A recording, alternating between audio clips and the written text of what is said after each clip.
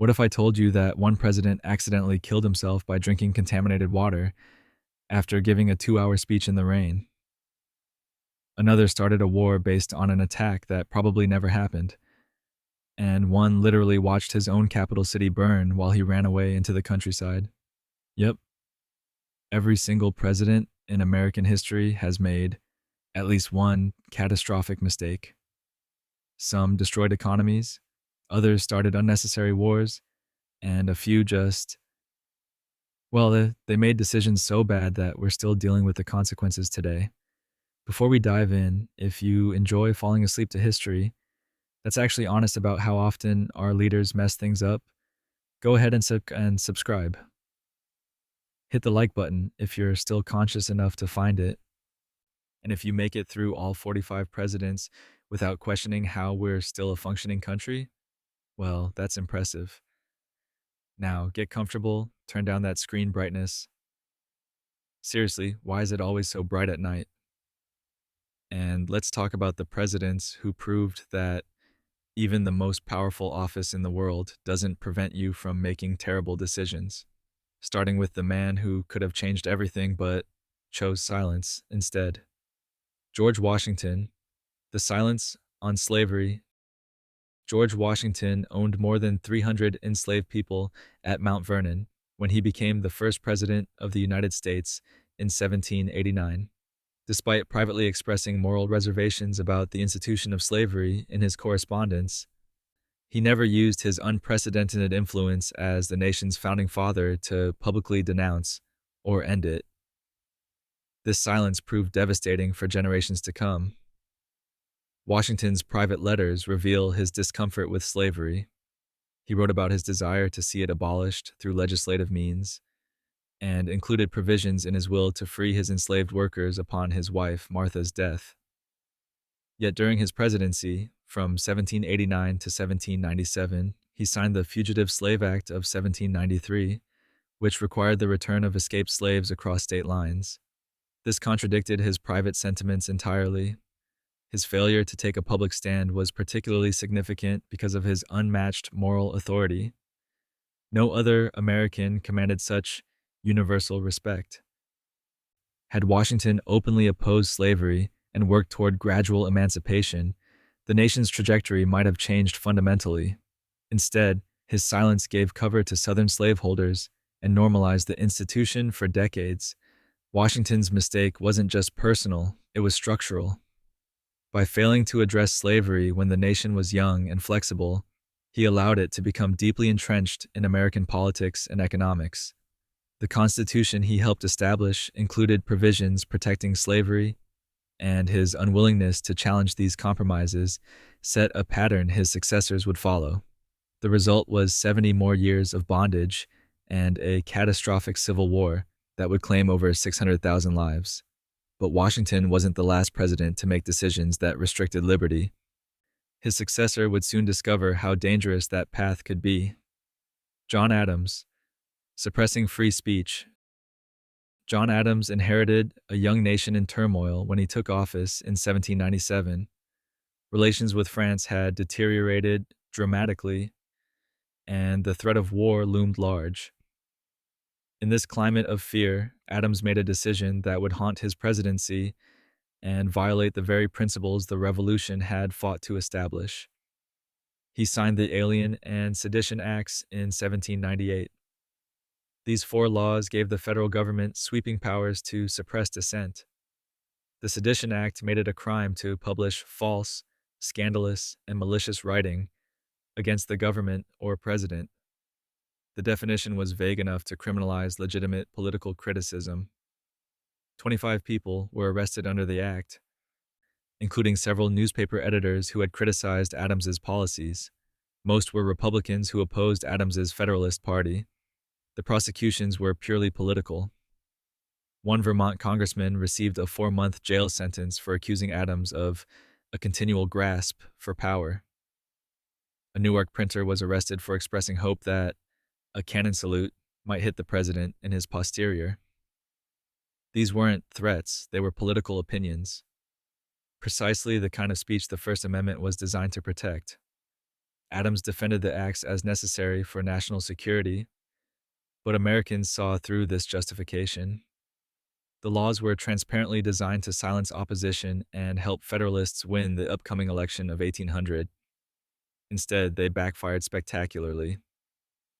Thomas Jefferson and James Madison drafted the Kentucky and Virginia resolutions, arguing states could nullify unconstitutional federal laws. The controversy destroyed Adams's political career and contributed heavily to his election defeat. But Jefferson's presidency would reveal that replacing one president with another didn't guarantee wiser policy decisions. Thomas Jefferson, the economic catastrophe. Thomas Jefferson championed individual liberty and limited government, but his idealism led to one of the most disastrous economic policies in American history. Trying to avoid war with Britain and France, who were locked in a bitter conflict, Jefferson convinced Congress to pass the Embargo Act on December 22, 1807. This law banned virtually all exports from the United States. Jefferson believed economic pressure would force European powers to respect American neutrality. He was catastrophically wrong. The embargo devastated the American economy almost immediately. New England merchants, who depended on international trade, saw their businesses collapse overnight. Ships rotted in harbors while sailors lost their jobs. Agricultural exports from southern and western states had no markets. Farmers couldn't sell their cotton, tobacco, or grain. Unemployment soared in port cities like Boston, New York, and Charleston. Treasury revenues plummeted as import duties disappeared. Smuggling became rampant as desperate merchants tried to survive. Jefferson responded by increasing enforcement, deploying the military to patrol borders and inspect cargo. This heavy-handed approach contradicted everything he claimed to believe about limiting federal power. The government he built to enforce the embargo looked remarkably similar to the British tyranny he had opposed 3 decades earlier. The economic damage was staggering.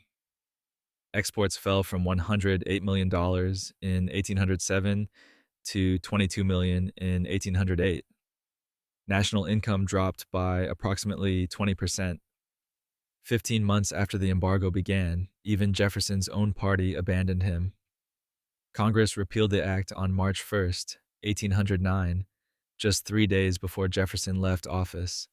The policy had failed completely while inflicting tremendous suffering on ordinary Americans. Of course, Jefferson's successor would face his own crisis that would test whether he learned from these mistakes. James Madison, stumbling into war. James Madison became president in 1809, inheriting Jefferson's foreign policy disasters. Britain and France continued seizing American ships and impressing American sailors into naval service. Madison had an opportunity to negotiate a peaceful resolution, but instead allowed war hawks in Congress to push the nation toward conflict. On June 18, 1812, he asked Congress to declare war on Britain, beginning a conflict that was largely unnecessary and poorly prepared for. The war's justification was weak from the start. Britain had actually repealed its most offensive maritime policies before Madison requested the declaration. But slow communication across the Atlantic meant this news didn't reach Washington until after the war began. Even then, Madison could have pursued diplomatic solutions, but chose not to. The real driving force was a group of young congressmen, including Henry Clay and John Calhoun, who wanted to conquer Canada and eliminate British influence in North America. America was spectacularly unprepared for war. The military had fewer than 7,000 soldiers. The Navy possessed only 16 vessels compared to Britain's 600. Early campaigns into Canada ended in humiliating defeats. British forces captured Detroit without firing a shot. American militia units refused to cross into Canadian territory, citing constitutional restrictions. The incompetence was breathtaking. The war's low point came in August 1814 when British troops marched into Washington and burned the Capitol, the White House, and most government buildings. Madison and his cabinet fled into the countryside. Only a rainstorm prevented complete destruction of the capital. The war ended in December 1814 with the Treaty of Ghent, which essentially restored the pre-war status quo. Over 15,000 Americans had died, the national debt had doubled, and nothing had been gained. Yet the next president would make a compromise that laid foundations for an even greater catastrophe. James Monroe, entrenching the divide. James Monroe took office in 1817 during what historians call the Era of Good Feelings, a period of apparent political harmony. But beneath this surface calm, tensions over slavery were tearing the nation apart. When Missouri applied for statehood in 1818 as a slave state, it threatened to upset the delicate balance between free and slave states in the Senate. Monroe's response to this crisis, the Missouri Compromise of 1820, seemed like wise statesmanship at the time, but actually guaranteed future catastrophe. The compromise had three main provisions. Missouri would enter as a slave state, Maine would enter as a free state, and slavery would be prohibited in all Louisiana Purchase territories north of Missouri's southern border at 36 degrees, 30 minutes latitude. Monroe signed the legislation on March 6, 1820, believing he had solved the slavery question permanently. Instead, he had merely postponed the inevitable confrontation. The compromise established a precedent that Congress could regulate slavery in the territories, which would become a flashpoint for decades of bitter conflict. More fundamentally, it treated slavery as a negotiable political issue rather than a moral evil that needed elimination. By drawing a geographical line and declaring slavery acceptable south of it, Monroe gave constitutional legitimacy to the institution. Thomas Jefferson, then in retirement, immediately grasped the compromise's danger. He wrote that it awakened him like a fire bell in the night and filled him with terror. He predicted it would lead to the Union's dissolution. Jefferson was right. The Missouri Compromise established a pattern of increasingly desperate compromises that would dominate American politics for 40 years, each one making the eventual Civil War more likely and more brutal. Monroe's successor would contribute to this downward spiral with his own deeply unpopular economic policy. John Quincy Adams, the tariff that outraged a nation. John Quincy Adams entered the presidency in 1825 under a cloud of controversy after a contested election decided in the House of Representatives. Trying to build support for his nationalist agenda, he backed a protective tariff that Congress passed in 1828. Southerners immediately dubbed it the Tariff of Abominations, and it became one of the most hated pieces of legislation in American history. The tariff raised duties on imported manufactured goods to approximately 50% of their value, among the highest rates America had ever imposed. Adams and Northern industrialists argued this would protect American manufacturing from cheap British competition and create jobs. They were partially correct about helping Northern factories, but they completely ignored the devastating impact on other regions. Southern cotton planters were furious. They produced raw cotton for export, but relied on imported manufactured goods for everything from clothing to farm equipment. The tariff meant they sold their cotton on a competitive world market, but bought goods in a protected domestic market with artificially inflated prices. They called it legalized robbery. Western farmers faced similar problems. The tariff helped them not at all while raising their costs substantially. The political damage was immense. South Carolina's legislature passed an exposition and protest, drafted secretly by Vice President John Calhoun, arguing states could nullify federal laws they considered unconstitutional. This doctrine of nullification would lead directly to the secession crisis 30 years later. The tariff also destroyed Adams's re-election hopes in 1828, as Andrew Jackson crushed him in the Electoral College. Adams had tried to use federal power to build a stronger nation, but instead deepened sectional divisions. Jackson would take office determined to dismantle much of what Adams had built, including the very foundation of the financial system. Andrew Jackson, killing the bank. Andrew Jackson despised the Second Bank of the United States with an intensity that bordered on obsession. He viewed it as a corrupt institution that benefited wealthy elites at ordinary people's expense. When Congress rechartered the bank in 1832, Jackson vetoed it with dramatic rhetoric about protecting common citizens from moneyed aristocrats.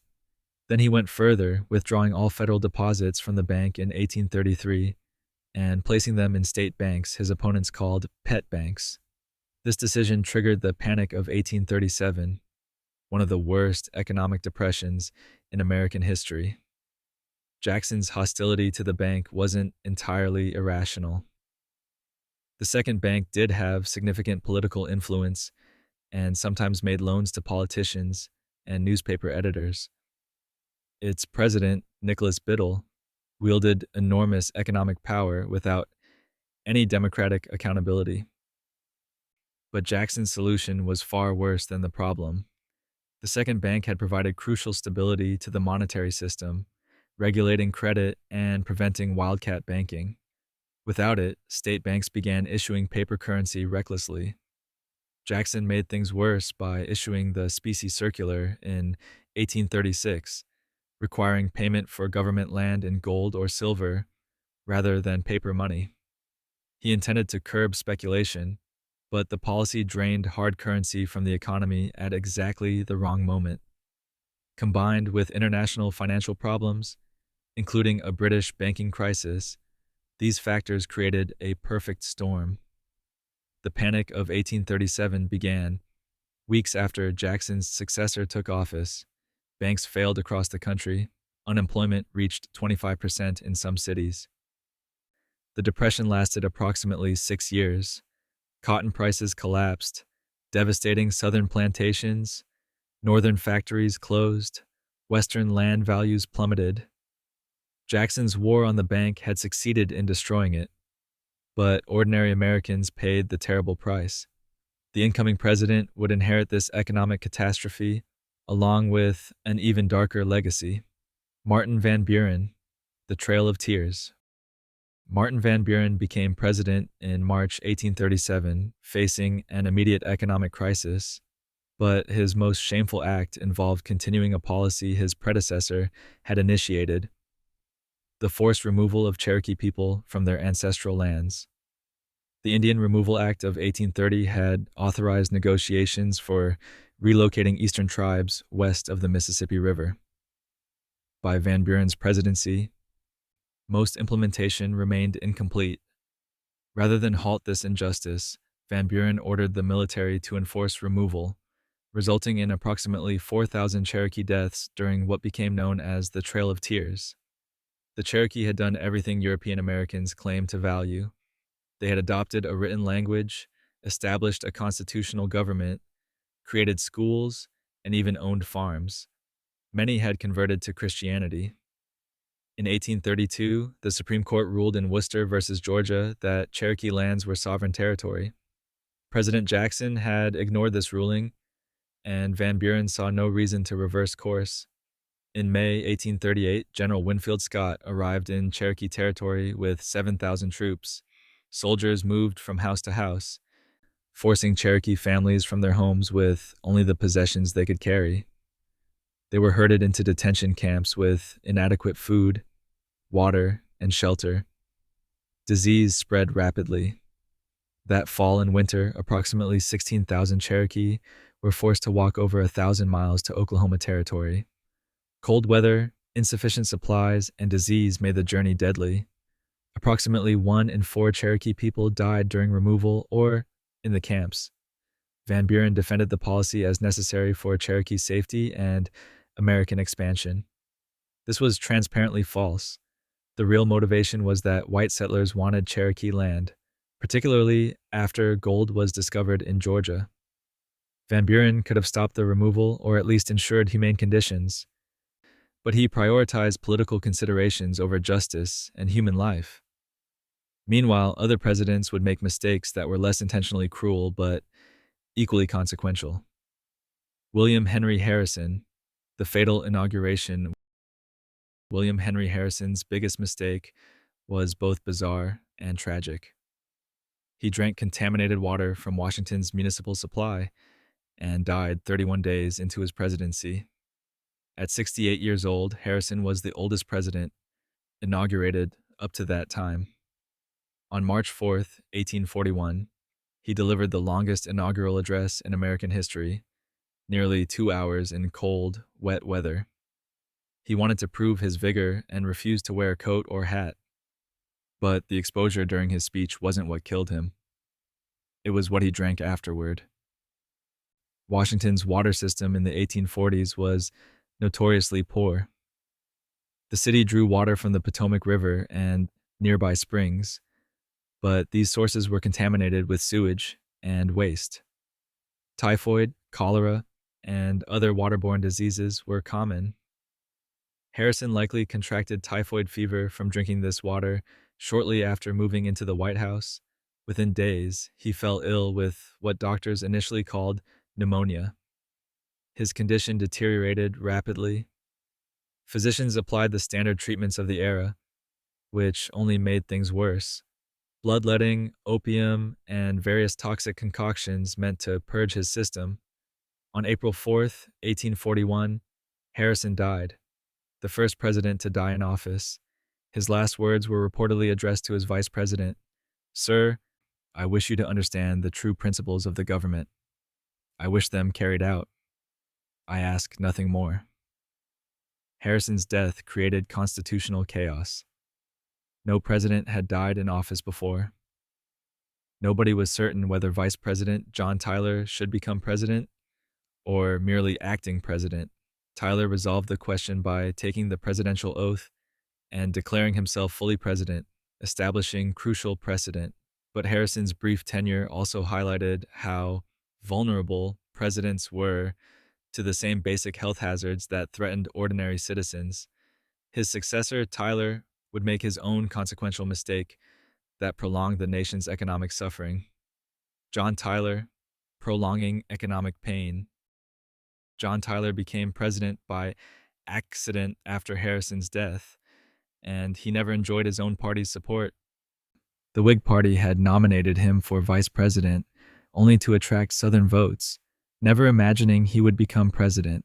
Tyler's biggest mistake came when he vetoed legislation creating a new national bank in 1841, thereby prolonging the economic depression that had begun under Van Buren. The veto destroyed his relationship with Whig leaders and prevented economic recovery that might have occurred years earlier. The Panic of 1837 had devastated the American economy, and by 1841, the nation desperately needed financial stabilization. Henry Clay, the Whig leader in Congress, had designed a comprehensive economic program centered on re-establishing a national bank to regulate currency and credit. Tyler had promised during the campaign to support Whig economic policies, and Clay believed he had Tyler's commitment. Tyler vetoed the first bank bill on August 16, 1841. Whig leaders revised the legislation to address Tyler's stated objections and passed it again. Tyler vetoed it again on September 9th. His justifications were constitutional arguments about federal power, but his real motivation was personal pride and sectional loyalty to Southern interests.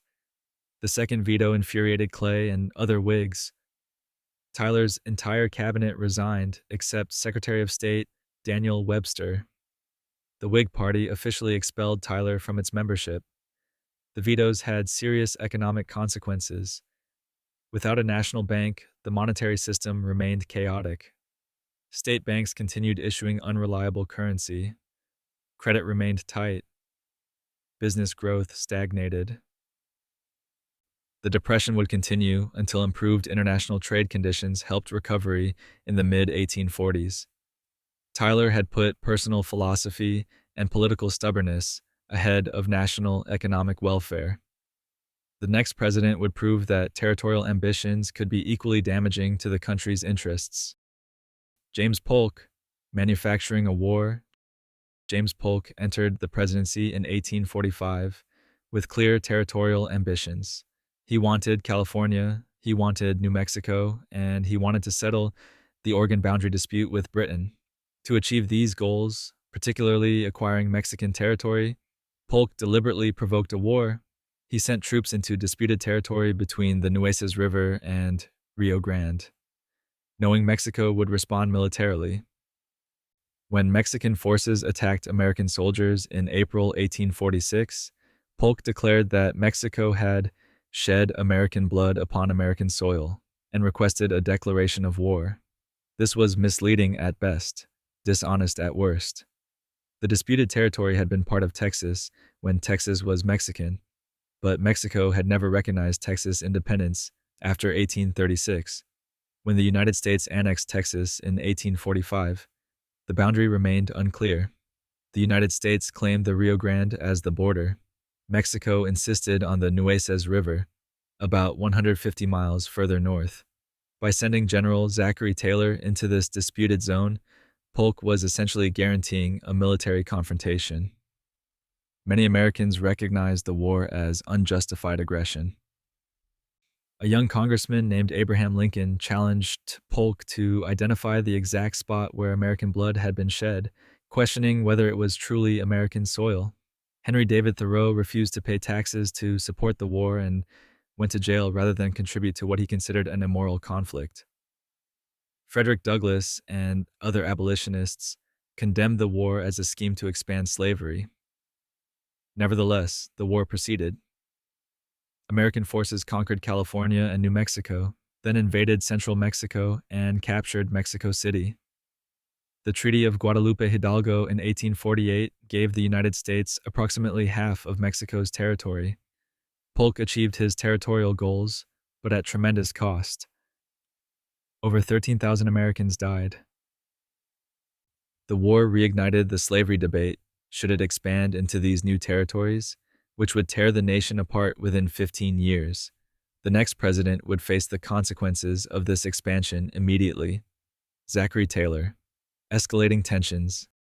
Taylor was a career military officer with virtually no political experience when he won the presidency in 1848. As a Louisiana slaveholder, Southerners expected him to support their interests. Instead, Taylor took positions that enraged the South and accelerated the nation towards civil war. His biggest mistake was handling the territorial question so clumsily that he increased sectional tensions just when they needed diffusing. He encouraged California and New Mexico to apply for statehood quickly and as free states before Congress could organize them as territories where slavery might expand. This move infuriated Southerners who felt betrayed. The territories acquired from Mexico in the recent war created an immediate crisis. Northerners wanted slavery prohibited there, while Southerners demanded equal access for slaveholders. Taylor's solution was to bypass Congress entirely. He told Californians to draft a state constitution and apply directly for statehood. When California's Constitutional Convention prohibited slavery and applied for admission in 1849, Southern congressmen were furious. Under the Missouri Compromise's logic, California should have been divided at the 3630 line, allowing slavery in the southern portion. Taylor's position was particularly strange because he owned enslaved people himself. His motivation seems to have been nationalist rather than moral. He wanted to preserve the Union and believed letting California enter quickly as a free state would solve the problem. Instead, it created a bigger one. Southern politicians threatened secession. Mississippi Senator Henry Foote called for a convention of slave states to consider leaving the Union. Some talked openly about civil war. Taylor responded with threats of military force. He declared he would personally lead the army against any state that attempted secession and hang traitors. This inflexibility made compromise nearly impossible. Henry Clay was working on a comprehensive settlement, the Compromise of 1850, but Taylor opposed it. Only Taylor's unexpected death in July 1850 allowed the compromise to pass. His successor would sign legislation that made the sectional crisis even worse. Millard Fillmore, appeasing slavery. Millard Fillmore became president. When Zachary Taylor died suddenly in July 1850, Congress was deadlocked over slavery in the territories, and Southern states were threatening secession.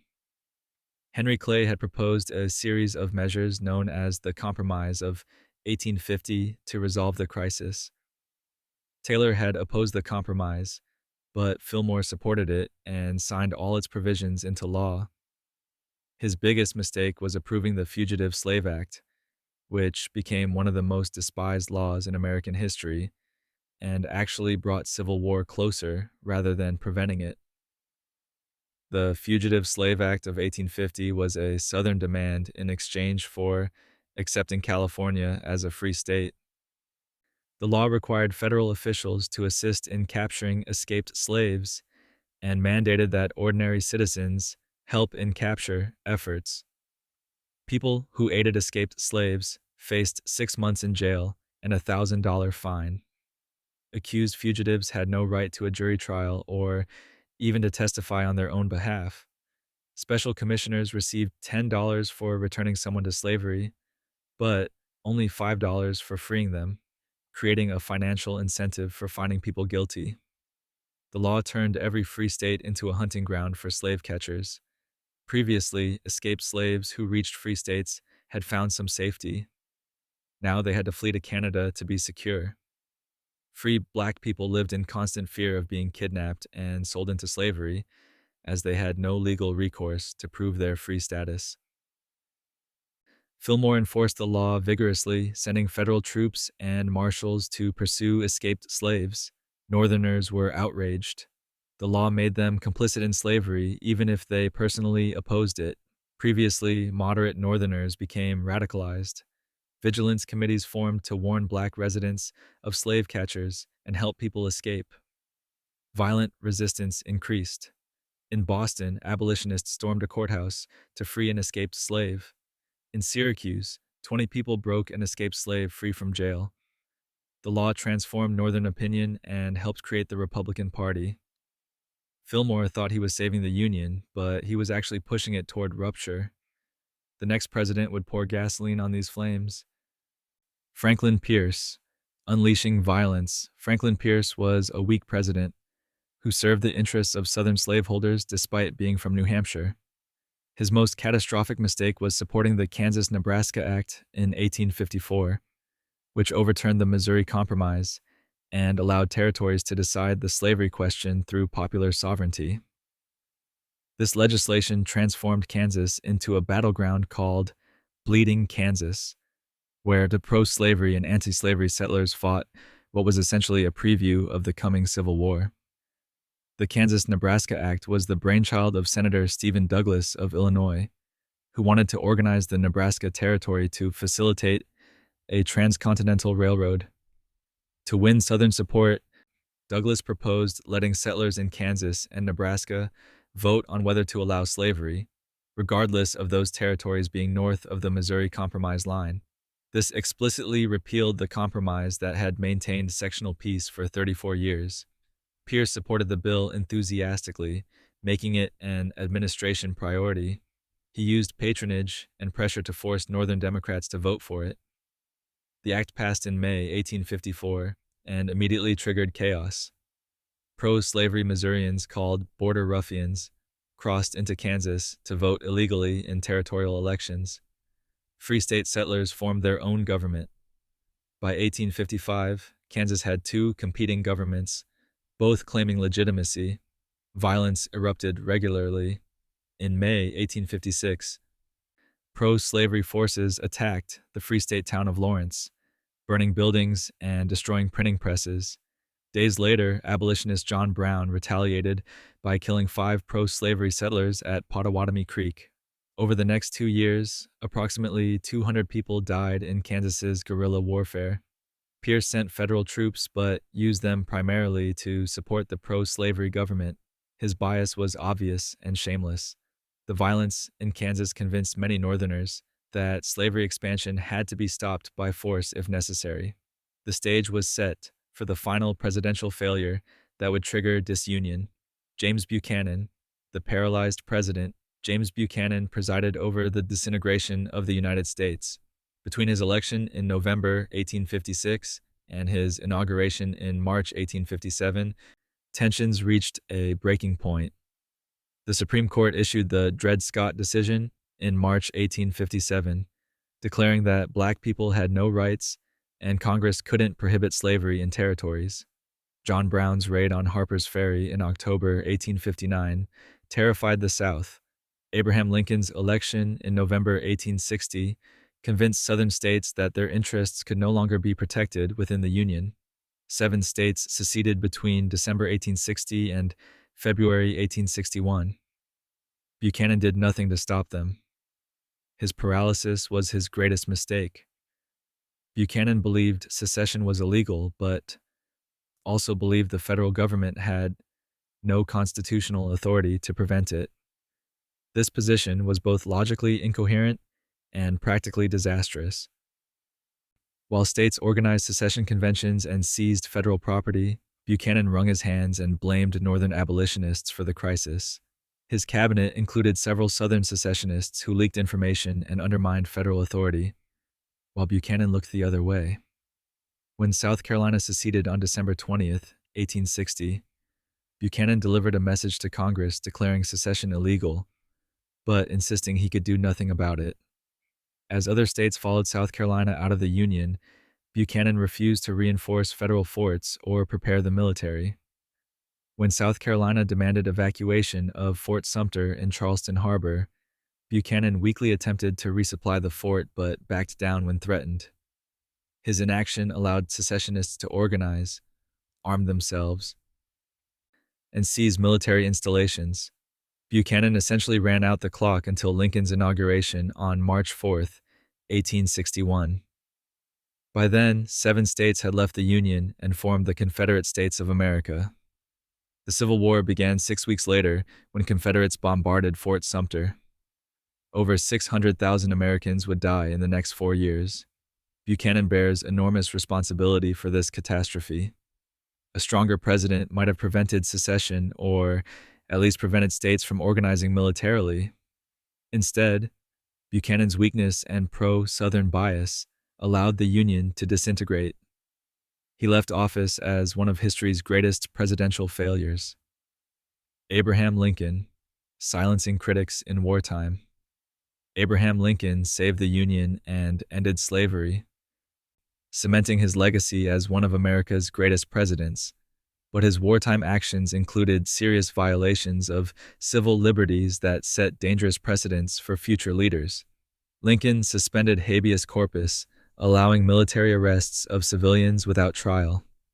His administration shut down hundreds of opposition newspapers and arrested editors who criticized the war effort. These actions, while undertaken during a national crisis, represented his biggest mistake, trading constitutional freedoms for wartime expediency. Lincoln first suspended habeas corpus in April 1861 along the railroad line between Philadelphia and Washington. He expanded this suspension to the entire nation in September 1862. Federal authorities arrested approximately 14,000 civilians during the war, including newspaper editors, politicians, and ordinary citizens who opposed administration policies. Most were held without charges and denied access to courts. The administration's treatment of the press was particularly aggressive. Secretary of War Edwin Stanton shut down newspapers that published defeatist articles or criticized military strategy. The Chicago Times faced closure for calling the Emancipation Proclamation unconstitutional. The New York World was briefly suppressed for publishing false reports about military drafts. Soldiers destroyed printing presses and arrested editors in multiple cities. Lincoln defended these actions as military necessity. The nation faced an existential threat, and he believed constitutional niceties had to yield temporarily to survival.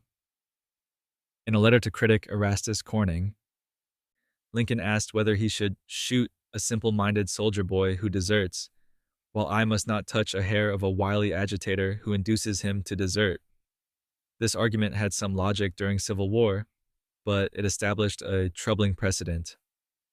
The Supreme Court eventually ruled Lincoln's suspension of habeas corpus unconstitutional in Ex parte Milligan in 1866, after Lincoln's death.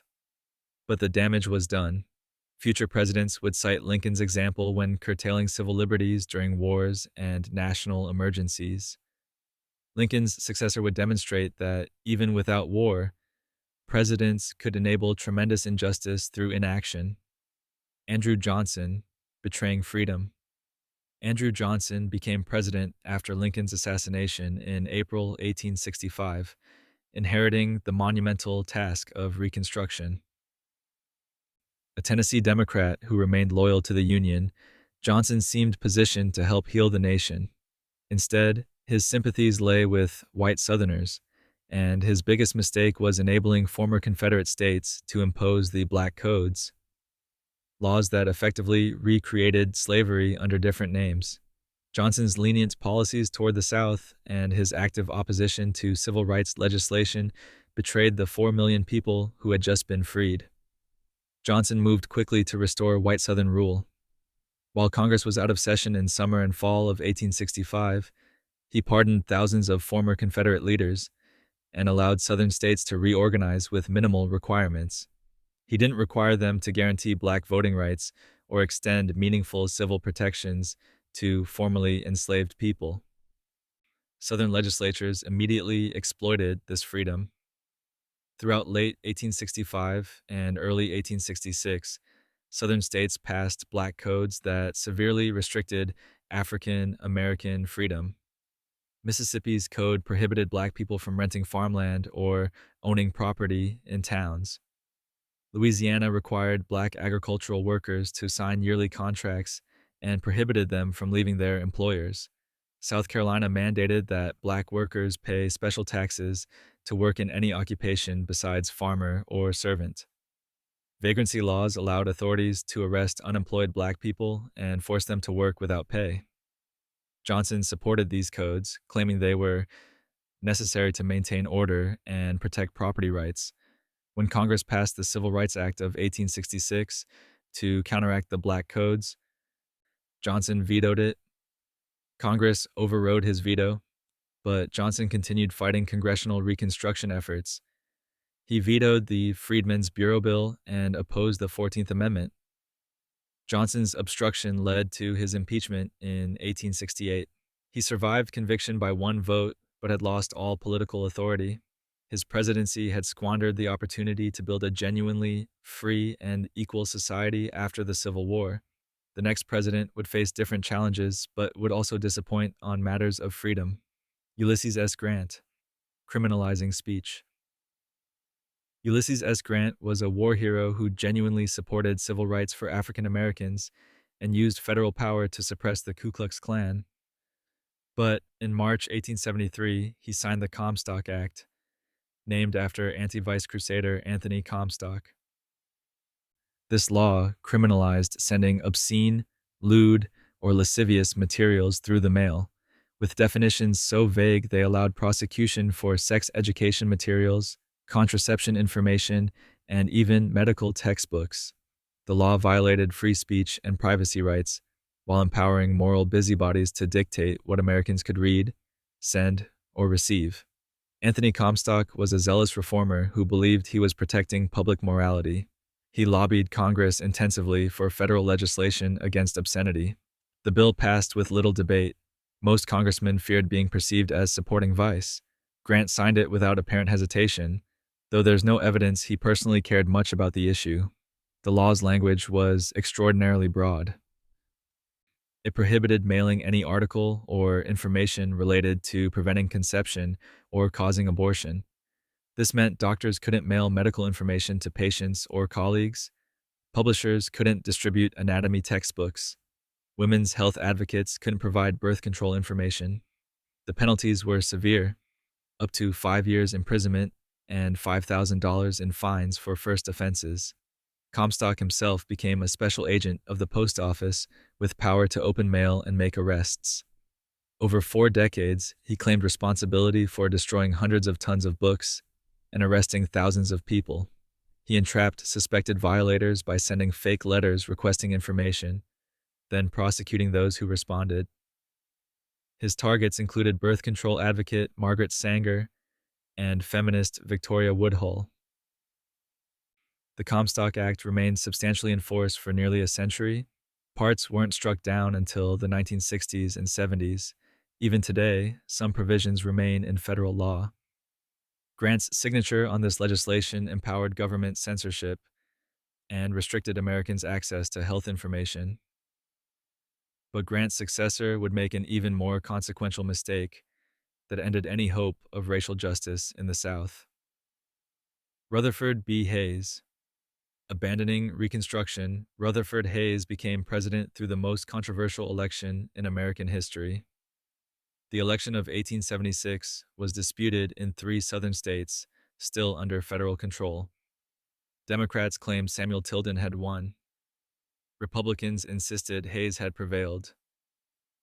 The Compromise of 1877 resolved the crisis. Hayes became president, and in exchange, he agreed to withdraw federal troops from the South, effectively ending Reconstruction. This was Hayes's biggest mistake, a betrayal of African American rights that enabled 8 decades of Jim Crow segregation and white supremacist violence. Federal troops had protected African American voting rights and civil liberties in former Confederate states since the Civil War ended. Without this protection, Black Southerners were vulnerable to violence, intimidation, and systematic disenfranchisement. Hayes knew this, but prioritized sectional reconciliation with white Southerners over justice for Black Americans. In April 1877, just weeks after his inauguration, Hayes ordered troops withdrawn from South Carolina and Louisiana, the last 2 states where they remained. White Democrats immediately seized control of state governments. Black office holders were driven from power. Republican state governments collapsed. Within months, Southern states began implementing laws to suppress Black voting through poll taxes, literacy tests, and grandfather clauses. Violence against African Americans increased dramatically. Without federal protection, white supremacist groups terrorized Black communities with impunity. Lynchings became commonplace. Economic exploitation intensified through sharecropping systems that trapped Black farmers in perpetual debt. The promise of Reconstruction, that formerly enslaved people would become equal citizens, died with federal withdrawal. Hayes defended his decision as necessary to heal the nation and restore normal political relations between North and South. He believed Southern white leaders had promised to respect Black rights. This was naive at best, willfully ignorant at worst. The white Southern Redeemer governments had made no secret of their intentions to restore white supremacy. Hayes had sacrificed Black Americans' rights on the altar of national reconciliation, and millions would suffer the consequences for generations. The next president would serve only briefly, but would illustrate how personal vulnerability affected even the most powerful office. James Garfield, a dangerous openness. James Garfield became president in March 1881 with ambitious plans for civil service reform and educational advancement. He never achieved these goals because he made a mistake that seems almost incomprehensible from a modern perspective. He maintained a completely open schedule, allowed anyone to enter the White House freely, and made his movements publicly known.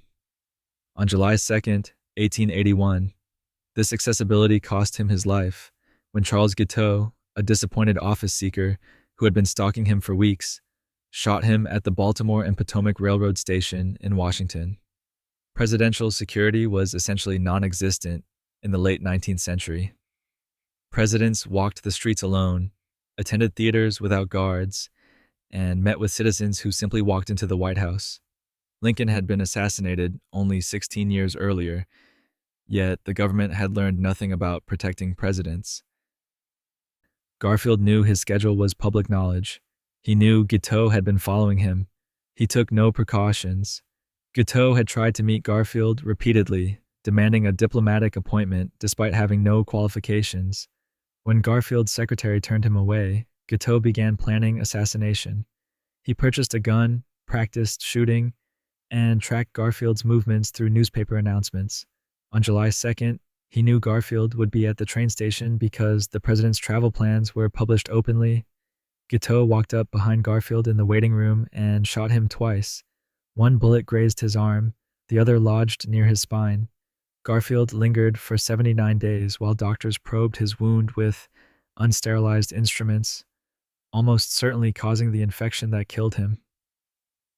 He died on September 19th, 1881. Garfield's assassination finally prompted some security improvements, though presidential protection remained inadequate for years. His death illustrated the dangers of excessive accessibility in high office. Modern presidents live in security bubbles that would have seemed paranoid to Garfield's generation, but events like his assassination made these measures necessary. His successor would make a different kind of mistake, one that targeted an entire ethnic group. Chester Arthur, legislating exclusion. Chester Arthur became president after Garfield's assassination, and surprisingly, he proved more reform-minded than expected. But in May 1882, Arthur signed the Chinese Exclusion Act, the first federal law to explicitly prohibit immigration based on race or nationality. This legislation banned Chinese laborers from entering the United States for 10 years and prohibited Chinese immigrants from becoming naturalized citizens. Arthur's signature legitimized racial discrimination in immigration policy and established precedents that would shape exclusionary policies for decades. Chinese immigrants had come to America beginning in the 1850s, initially drawn by the California Gold Rush and later by railroad construction jobs. They worked dangerous positions for low wages, helping build the Transcontinental Railroad. By 1880, approximately 105,000 Chinese people lived in the United States, primarily in California and other Western states. Anti-Chinese sentiment had grown throughout the 1870s, fueled by economic anxiety and racial prejudice. White workers blamed Chinese immigrants for wage depression. Politicians found anti-Chinese rhetoric politically popular in Western states. Dennis Kearney's Working Men's Party in California built its platform on the slogan, "The Chinese must go." Violence against Chinese communities was common, including the Los Angeles Chinese Massacre of 1871 and numerous smaller attacks. Congress passed the Exclusion Act with overwhelming support. Arthur had some reservations. He had vetoed an earlier, harsher version, but he ultimately signed the legislation, believing it was politically necessary. The act prohibited Chinese laborers from entering the country and denied citizenship to Chinese immigrants already present. Chinese people seeking entry had to prove they weren't laborers through extensive documentation. Enforcement was harsh and often arbitrary. The consequences were severe. Chinese families were separated when workers couldn't bring wives or children. The Chinese American population declined from approximately 107,000 in 1890 to approximately 62,000 by 1920. The act wasn't repealed until 1943. Arthur's signature on this racist legislation normalized the idea that America could exclude people based on ethnicity. The next president would target a different population, Native Americans, with equally devastating results. Grover Cleveland, destroying tribal lands. Grover Cleveland served 2 non-consecutive terms, but his biggest mistake occurred during his first presidency when he signed the Dawes Act in February 1887. This legislation broke up communally held tribal lands into individual allotments, supposedly to help Native Americans become independent farmers. In reality, the act was designed to transfer Native American land to white settlers and destroy tribal sovereignty. Within 4 decades, Native Americans lost approximately 90 million acres, about 2/3 of all reservation land. The Dawes Act reflected prevailing beliefs among white reformers that tribal ownership of land kept Native Americans in poverty and prevented their civilization. Reformers argued that individual land ownership would teach Native Americans self-reliance and integrate them into American society. Many genuinely believed they were helping. They were catastrophically wrong. The law authorized the president to divide reservation land into individual allotments, 160 acres for family heads 80 acres for single adults, 40 acres for children. After all tribal members received allotments, surplus land would be sold to white settlers. Native Americans who accepted allotments would receive citizenship and eventually full ownership after 25 years, assuming they adopted the habits of civilized life. The results were disastrous.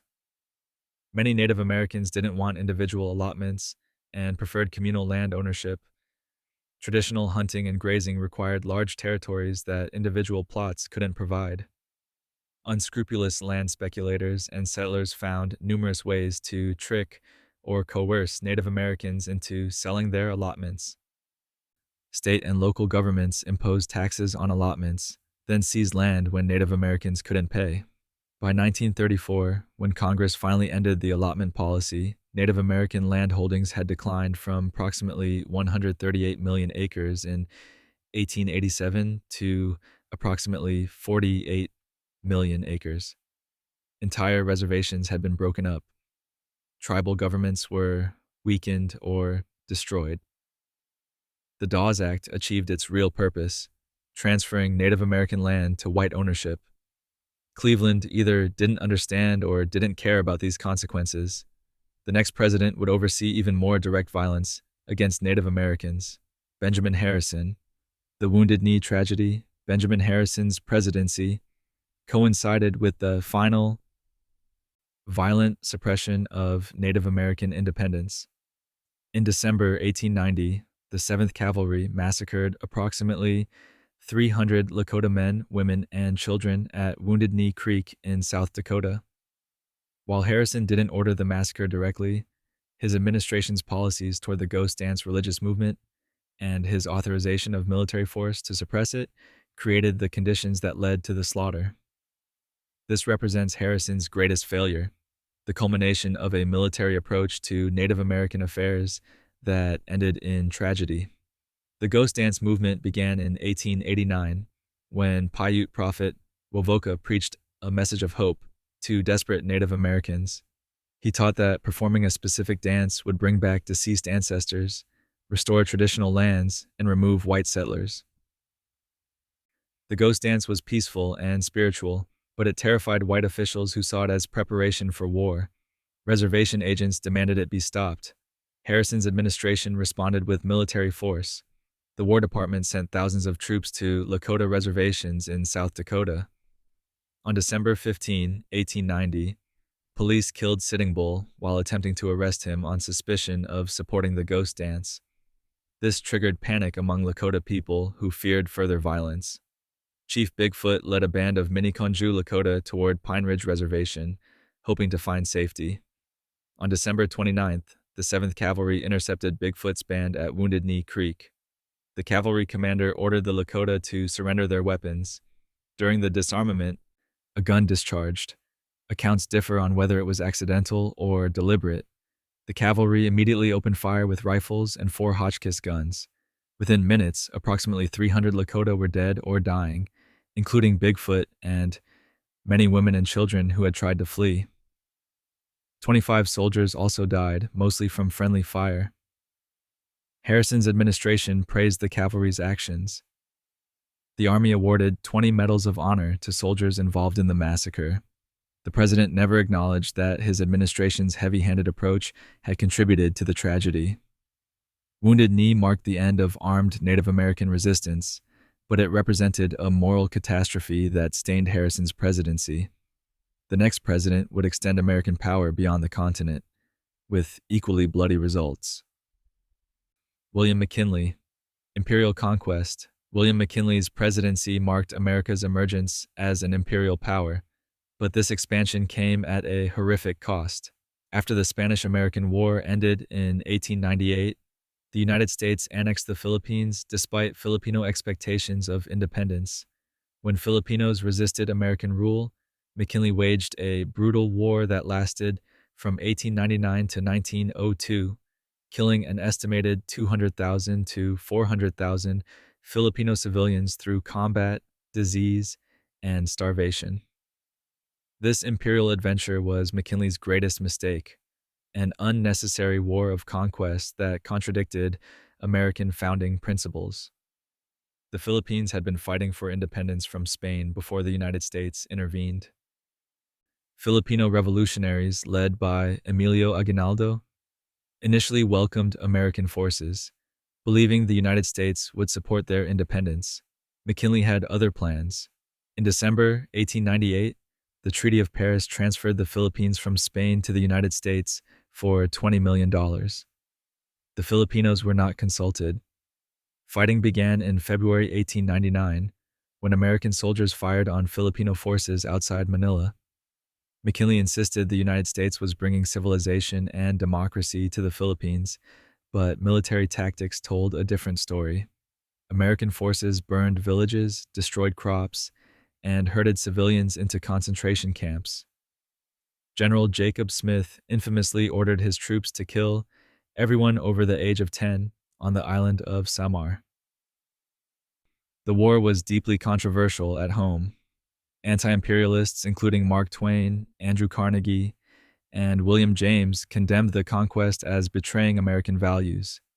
Reports of torture and atrocities shocked the public. Soldiers described using the water cure, forcing water down prisoners' throats until they talked or died. Congressional investigations confirmed these accounts. McKinley defended the war as a civilizing mission.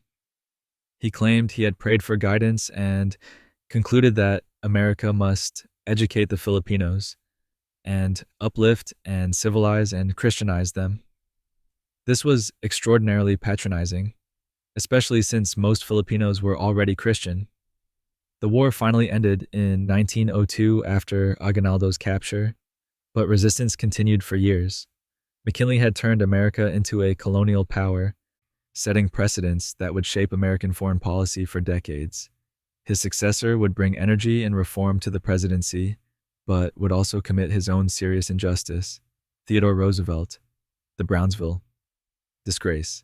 Theodore Roosevelt projected an image of vigorous fairness and progressive reform, but in November 1906, he committed one of the most unjust acts of any president when he dishonorably discharged 167 black soldiers for their alleged involvement in a shooting incident in Brownsville, Texas. He did this without a trial, without allowing the soldiers to defend themselves, and without credible evidence of their guilt. Modern historians agree the soldiers were almost certainly innocent, framed by a racist town that didn't want black troops stationed nearby. Roosevelt's action destroyed the careers and reputations of loyal soldiers who had done nothing wrong. The 25th Infantry Regiment, an all-black unit with white officers, arrived at Fort Brown near Brownsville in July 1906. Local white residents resented their presence. Racial tensions were immediate. Businesses refused to serve the black soldiers. Violence seemed inevitable. On August 13, 1906, someone fired shots in Brownsville, killing one man and wounding another. Townspeople immediately blamed the black soldiers. The evidence was circumstantial at best. Spent rifle cartridges found near the fort matched the type used by the regiment, but anyone could have planted them. The soldiers maintained their innocence. Officers conducted inspections and found no evidence any soldier had left the fort that night. Rifles were clean and ammunition supplies matched records. Nevertheless, a military investigation concluded the soldiers were guilty and were covering for each other. When no one confessed, Roosevelt ordered the entire battalion discharged without honor, making them ineligible for civil service employment or military pensions. He took this action just days after the 1906 election, having delayed to avoid political damage. The discharges were widely condemned, especially black Americans who had supported Roosevelt. 6 of the discharged soldiers held medals of honor from previous service. Some had served more than 20 years. Senator Joseph Foraker of Ohio investigated and found numerous problems with the military's case, but Roosevelt refused to reconsider. The soldiers weren't exonerated until 1972, when the Army reversed the discharges, long after most had died. Roosevelt's rush to judgment revealed that even progressive presidents could commit serious racial injustices. His successor would face different challenges, but would similarly disappoint. William Howard Taft. Breaking the party, William Howard Taft was Theodore Roosevelt's chosen successor, but he lacked Roosevelt's political skills. Taft's biggest mistake came in April 1909 when he signed the Payne-Aldrich Tariff Act, a bill that raised tariffs on imported goods, contrary to Republican promises to lower them. The legislation split the Republican Party between progressives who wanted reform and conservatives who defended high tariffs. Taft's handling of this issue destroyed his relationship with Roosevelt, fractured the party, and contributed to the Democrats' victory in 1912 when Roosevelt ran as a third-party candidate. Republicans had promised tariff reduction in the 1908 campaign. Tariffs were highly controversial. They protected American manufacturers but raised consumer prices. Progressives wanted lower tariffs to help ordinary Americans and reduce the power of big business. When Taft took office, he initially supported meaningful reduction. The House passed a bill with significant tariff decreases, but in the Senate, conservative Republicans led by Nelson Aldrich of Rhode Island gutted the reductions and added hundreds of tariff increases. The final bill raised rates on many goods while making only token cuts. Progressives were furious. Senator Robert La Follette of Wisconsin led opposition to the bill, but Taft refused to fight for the House version. Taft signed the compromise in August 1909, then compounded his mistake by defending it. In a speech in Winona, Minnesota, he called the Payne-Aldrich Act the best tariff bill that the Republican Party ever passed. Progressives felt betrayed. The statement was obviously false. The bill had raised more tariffs than it lowered. The tariff fight split Republicans permanently. Progressive Republicans began openly opposing Taft. When Roosevelt returned from safari in 1910, progressives pleaded with him to challenge Taft for the nomination. Roosevelt eventually agreed. In 1912, when Taft won the Republican nomination through party machinery, Roosevelt ran as a Progressive Party candidate. The split Republican vote gave Democrat Woodrow Wilson an easy victory. Taft's poor judgment on the tariff had destroyed Republican unity and handed power to the opposition. Wilson would prove that Democrats could suppress civil liberties just as effectively as Republicans had. Woodrow Wilson, crushing dissent, Woodrow Wilson cultivated an image as a high-minded idealist fighting for democracy. But his administration's suppression of civil liberties during World War I was the most systematic attack on free speech in American history. Wilson signed the Espionage Act in June 1917 and the Sedition Act in May 1918. These laws made it a crime to interfere with military operations, promote insubordination, or speak against the government in ways that could be interpreted as hurting the war effort.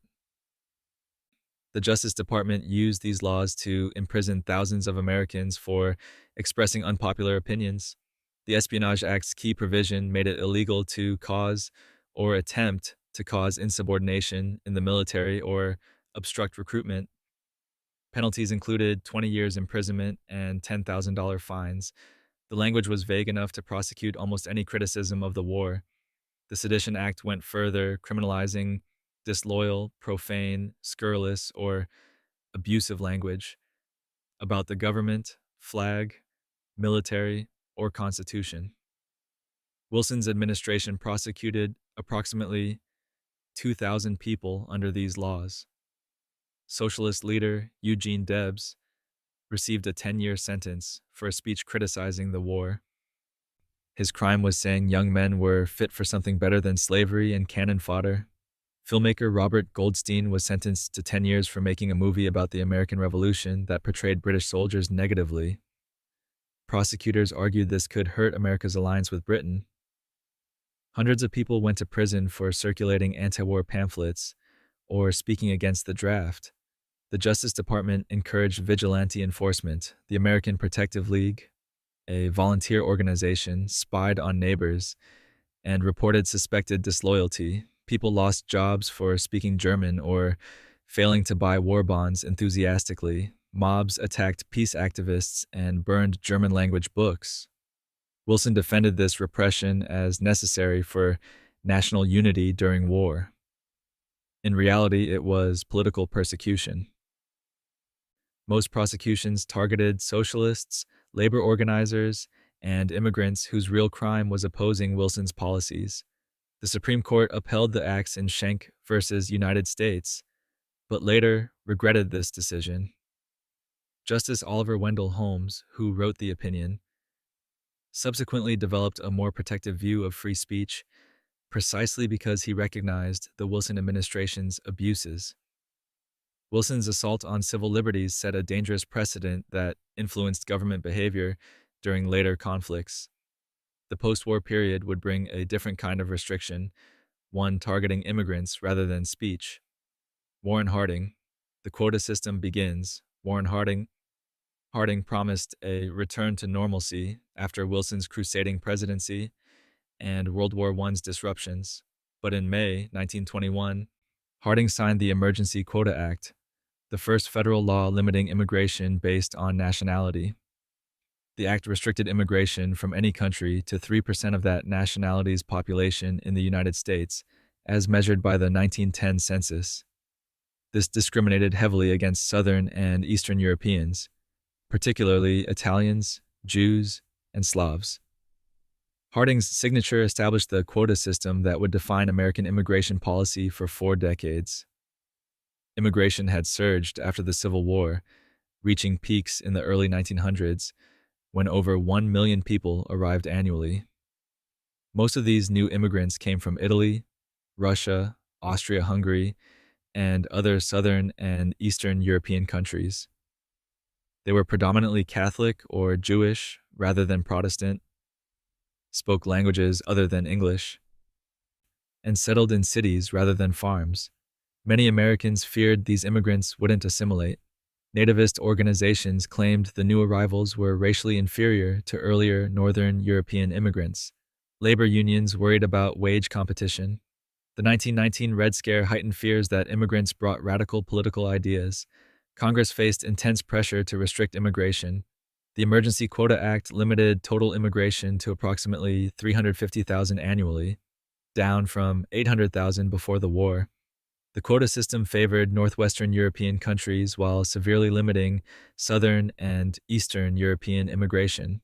Italian immigration dropped from approximately 222,000 in 1921 to 42,000 in 1922. Jewish immigration from Eastern Europe declined similarly. Harding signed the law without apparent hesitation. He shared the era's nativist assumptions about racial hierarchies and cultural superiority.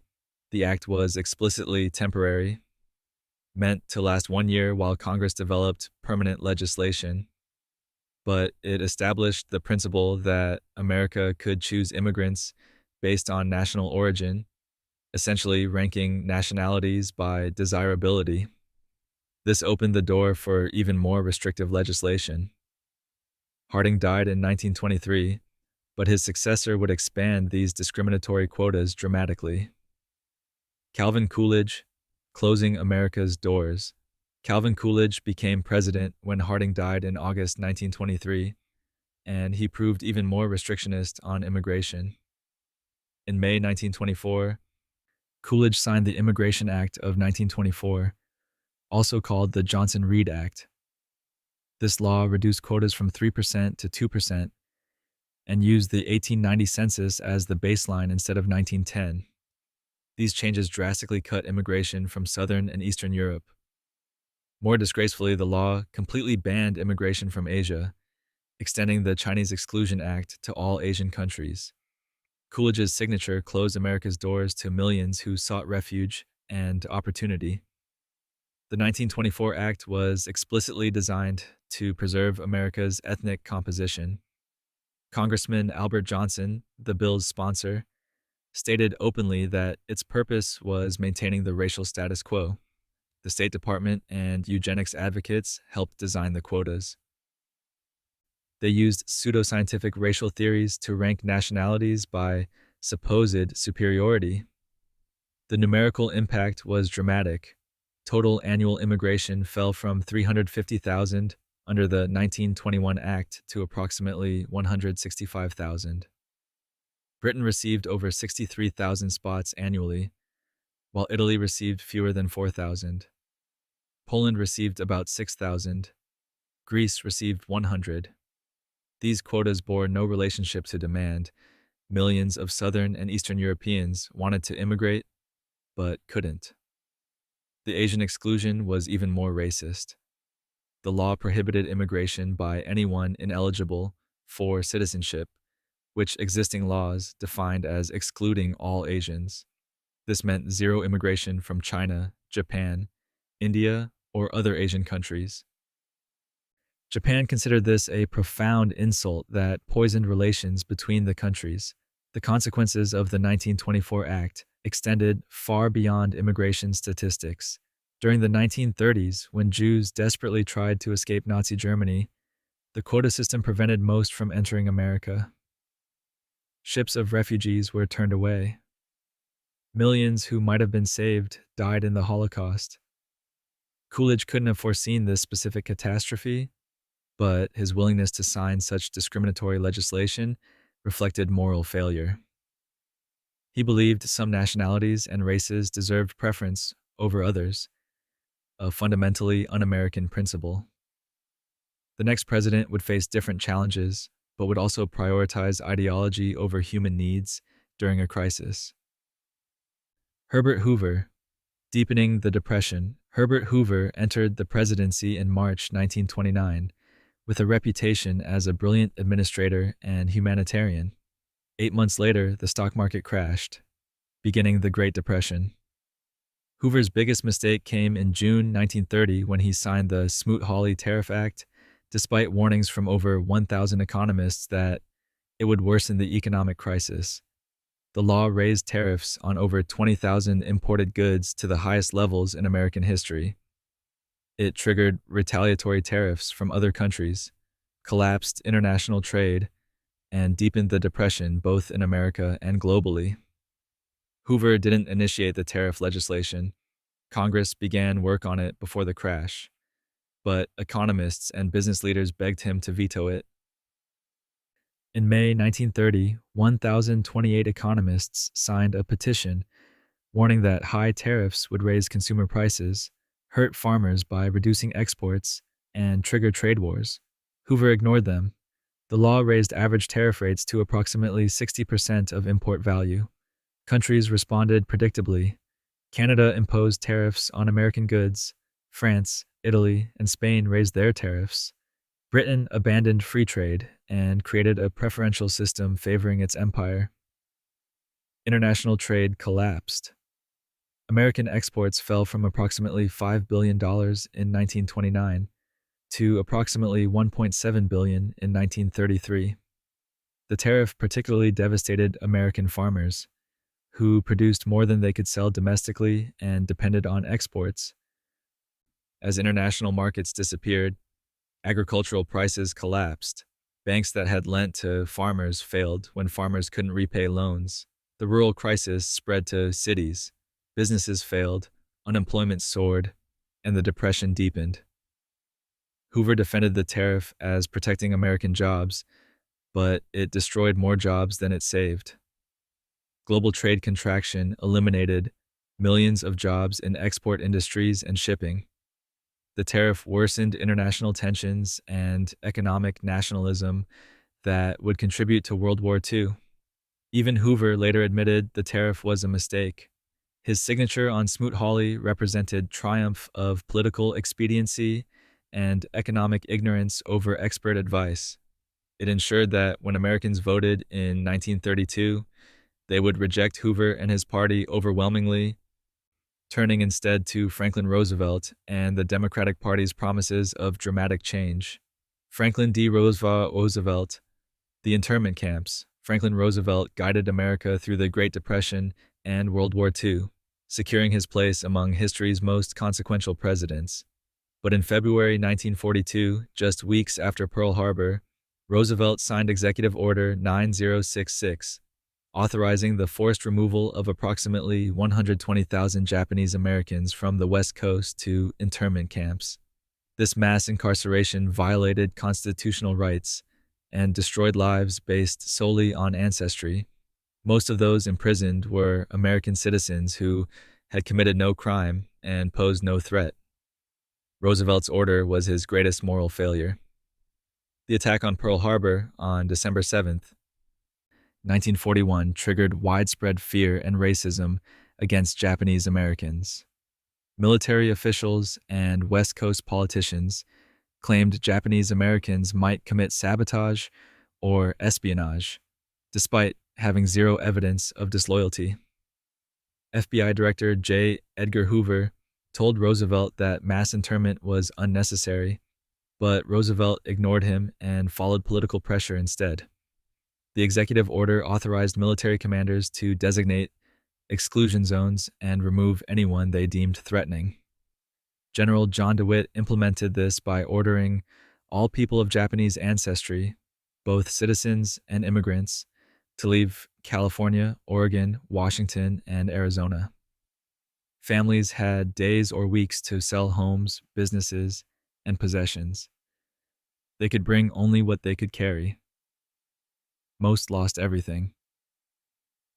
The War Relocation Authority imprisoned these families in 10 camps located in remote areas of California, Arizona, Utah, Wyoming, Colorado, and Arkansas. Families lived in crude barracks surrounded by barbed wire and guard towers. Armed soldiers prevented them from leaving. Conditions were harsh: extreme temperatures, inadequate shelter, poor food, and minimal privacy. Parents lost businesses they had spent decades building. Children's educations were disrupted. Families were torn apart when young men were drafted to fight for the country that imprisoned their families. Roosevelt never apologized for the internment. The Supreme Court shamefully upheld it in Korematsu versus United States in 1944. The government didn't close the last camp until March 1946. Congress finally apologized in 1988 and provided limited reparations. Roosevelt's decision represented raw political expediency and racial prejudice overriding constitutional principles. His successor would face different pressures, but would also make decisions that shaped global conflict for decades.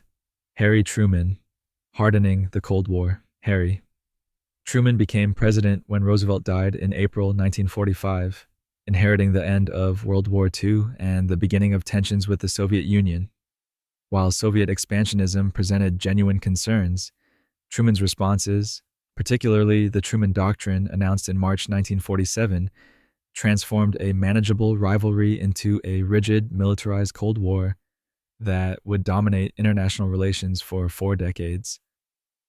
His biggest mistake was adopting an aggressive containment policy that portrayed every conflict as part of a global struggle between freedom and communism, leading America into unnecessary wars and supporting authoritarian regimes simply because they opposed communism. The Truman Doctrine emerged from a crisis in Greece and Turkey. Britain could no longer afford to support the Greek government against communist insurgents or help Turkey resist Soviet pressure. Truman asked Congress for $400 million in aid. But he didn't just request money, he declared a sweeping new American policy. He proclaimed that America must support free peoples who are resisting attempted subjugation by armed minorities or by outside pressures. This committed America to opposing communist expansion anywhere in the world. The doctrine's language was absolute and moralistic. Truman divided the world into 2 camps: free people versus tyranny. This framework eliminated nuance. It meant America would support any anti-communist government, regardless of how brutal or undemocratic. It meant treating diverse local conflicts as battles in a global war. Yugoslavia's break with the Soviet Union, China's communist revolution, and various nationalist movements were all interpreted through Cold War ideology. Truman's approach militarized American foreign policy permanently. Defense spending remained high after World War II ended. The The CIA was created in 1947 to conduct covert operations. The National Security Council and Department of Defense were established. NATO formed in 1949. These institutions embedded Cold War thinking into American government structure. Most consequentially, the Truman Doctrine's logic led directly to Korea and eventually Vietnam. If every communist advance threatened American security, then America had to fight everywhere. Truman didn't intend to create permanent war, but his doctrine established patterns his successors would follow. The next president would demonstrate how Cold War thinking justified overthrowing foreign governments. Dwight Eisenhower, the Iranian coup. Dwight Eisenhower had been a military hero who understood war's costs, yet in August 1953, his administration orchestrated a coup overthrowing Iran's democratically elected prime minister, Mohammad Mossadegh. The CIA operation, codenamed Ajax, reinstalled the Shah Mohammad Reza Pahlavi as an absolute monarch. Eisenhower approved this intervention primarily to protect British Petroleum's interests after Mossadegh nationalized Iran's oil industry. This was Eisenhower's greatest mistake, a short-sighted decision that generated decades of Iranian hostility toward America and contributed directly to the 1979 Iranian Revolution and subsequent Middle Eastern instability. Mossadegh had been elected in 1951 on a platform of nationalizing Iran's oil, which was controlled by the Anglo-Iranian Oil Company. Britain received far more revenue from Iranian oil than Iran itself did. Iranians considered this colonial exploitation. Mossadegh argued that Iran should control its own natural resources. Britain responded with economic pressure and naval blockades. When Eisenhower took office in January 1953, Britain urged America to help overthrow Mossadegh. British intelligence claimed Mossadegh was moving Iran toward communism. This was largely false. Mossadegh was a nationalist, not a communist. But Eisenhower accepted the framing. He worried about Soviet influence and believed protecting Western oil access was vital. He authorized the CIA to proceed. The CIA spent approximately $1 million bribing Iranian military officers, politicians, and newspaper editors. Agent Kermit Roosevelt coordinated the operation from Tehran. The agency organized mobs, spread propaganda, and staged fake communist attacks to frighten the public. After an initial failed attempt, the military successfully arrested Mossadegh in August 1953. The Shah returned from brief exile and ruled as dictator for 26 years. The coup's legacy was catastrophic. The Shah's secret police, Savak, tortured and killed thousands of dissidents. His autocratic rule generated massive resentment that exploded in the 1979 revolution. Iranians correctly blamed America for destroying their democracy and installing a dictator. This history poisoned U.S.-Iranian relations permanently. Eisenhower thought he was preventing communist expansion, but he actually destroyed Iranian democracy and created lasting Middle Eastern instability. The next president would learn that Cold War interventionism could produce immediate disasters as well. John F. Kennedy, the Bay of Pigs disaster. John Kennedy inherited plans from Eisenhower's administration to overthrow Fidel Castro's communist government in Cuba using CIA-trained Cuban exiles. Against his better judgment, but unwilling to appear weak on communism, Kennedy approved the invasion in April 1961. The Bay of Pigs operation was a catastrophic failure. Cuban forces crushed the invasion within 3 days, killing or capturing nearly all 1,400 invaders. The disaster humiliated America internationally, strengthened Castro's position, pushed Cuba closer to the Soviet Union, and undermined Kennedy's credibility just 3 months into his presidency. The CIA had trained Cuban exiles in Guatemala and developed an invasion plan assuming the landing would trigger popular uprisings against Castro. This assumption was delusional. Castro had genuine popular support, particularly after overthrowing the corrupt Batista dictatorship in 1959. The CIA's intelligence was terrible, its planning worse. Kennedy modified the plan to make American involvement less obvious. Instead of landing near Trinidad with air support, the invasion would land at the Bay of Pigs with minimal air cover. These changes doomed the operation. On April 17, 1961, the exiles landed at the Bay of Pigs on Cuba's southern coast. Castro's forces were waiting. The invaders faced overwhelming opposition. Their ammunition ran low. Air support never materialized. Kennedy refused to authorize direct American military intervention, knowing it would cause international outrage. Within 72 hours, the invasion collapsed. Over 100 invaders died. Nearly 1,200 were captured. Castro paraded them on television, humiliating America. Cuba later ransomed them for $53 million in food and medicine. The disaster revealed CIA incompetence and Kennedy's inexperience. Kennedy accepted responsibility publicly, which helped his domestic approval, but international damage was severe. The failed invasion had lasting consequences.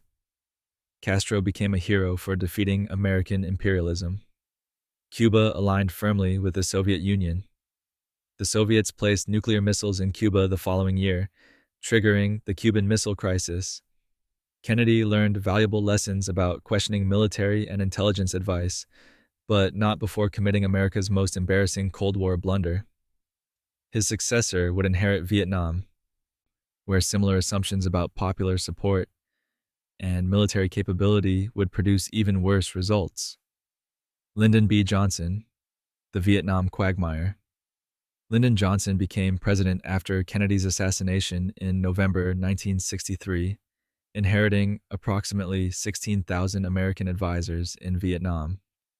Johnson's catastrophic mistake was escalating this into a major war based on the fabricated Gulf of Tonkin incident in August 1964. He claimed North Vietnamese boats had attacked American destroyers twice in international waters, though the second attack almost certainly never happened. Johnson used this incident to obtain congressional authorization for military action, then sent hundreds of thousands of American troops to fight in Vietnam. The war killed over 58,000 Americans and several million Vietnamese, while achieving nothing. On August 2, 1964, North Vietnamese patrol boats attacked the USS Maddox in the Gulf of Tonkin. The Maddox was conducting intelligence operations near North Vietnamese waters. This attack was real, though American actions had been provocative. 2 days later, the Maddox reported another attack.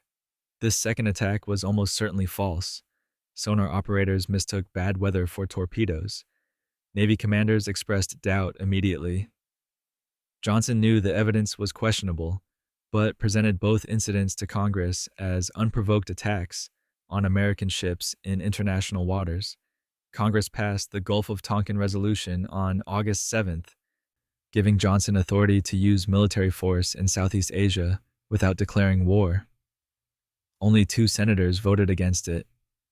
Johnson immediately began planning major escalation. In March 1965, he sent the first combat troops. By 1968, over 500,000 American soldiers were fighting in Vietnam. Johnson consistently lied to the American public about the war's progress. He claimed victory was near, while his advisors knew the war was unwinnable.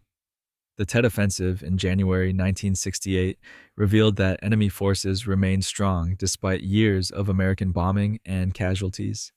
Public opinion turned decisively against the war. Johnson announced he wouldn't seek re-election in March 1968.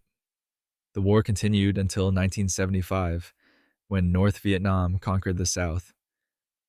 America had sacrificed 58,000 lives and hundreds of billions of dollars for nothing. Johnson's deception about the Gulf of Tonkin incident initiated this disaster. His refusal to admit mistakes perpetuated it.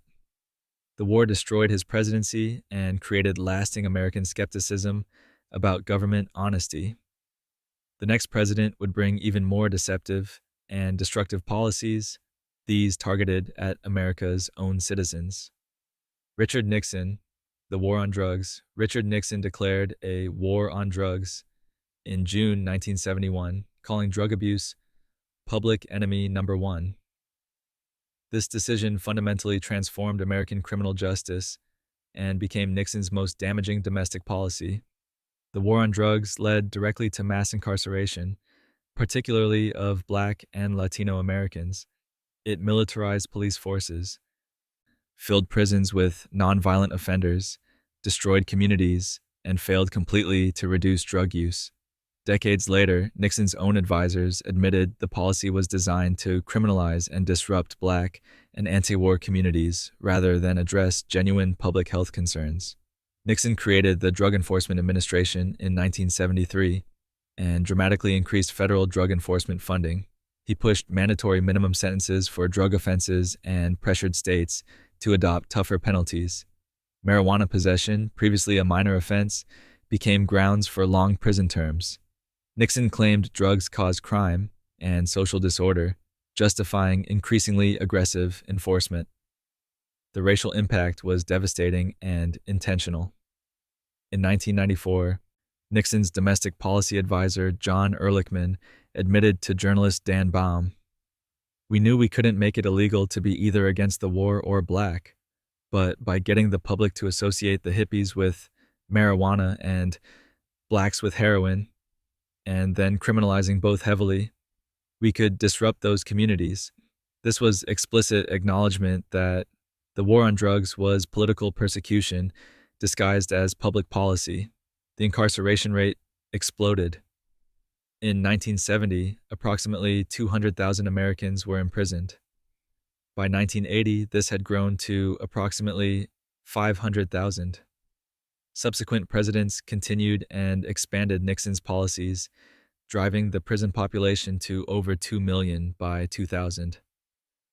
Black Americans were incarcerated at rates 6 to 10 times higher than white Americans for comparable drug offenses. The war on drugs destroyed families, eliminated job prospects for millions with criminal records, and cost taxpayers trillions of dollars over 5 decades. It didn't reduce drug use. Today, more Americans use drugs than when Nixon launched the war. Nixon created this disaster cynically, knowing it would harm specific communities while providing political benefits. His successor would face different moral questions about international human rights. Gerald Ford, enabling East Timor's tragedy. Gerald Ford became president when Nixon resigned in August 1974. Ford's presidency is often remembered for pardoning Nixon, but his greatest mistake came in December 1975, when he and Secretary of State Henry Kissinger met with Indonesian dictator Suharto and gave tacit approval for Indonesia to invade East Timor. The invasion began the next day, starting a 24-year occupation that killed approximately 100,000 to 200,000 Timorese, about 1/4 of the population. Ford could have prevented this massacre through diplomatic pressure, but chose not to because he valued Indonesia's anti-communist alignment. East Timor had been a Portuguese colony until Portugal's revolution in 1974 led to decolonization. Timorese parties were organizing for independence when Indonesia began threatening invasion. Suharto, who had seized power in Indonesia in 1965 through a coup that killed hundreds of thousands of communists, wanted to control East Timor before it could become independent or left-leaning. On December 5, 1975, Ford and Kissinger met Suharto in Jakarta. According to declassified documents, they discussed Indonesia's invasion plans. Ford and Kissinger didn't object. They were concerned only that Indonesia not use American weapons, which would violate U.S. law since those weapons were supplied for defensive purposes only. Kissinger suggested waiting until Ford left Indonesian airspace to avoid political embarrassment. Indonesia invaded on December 7th.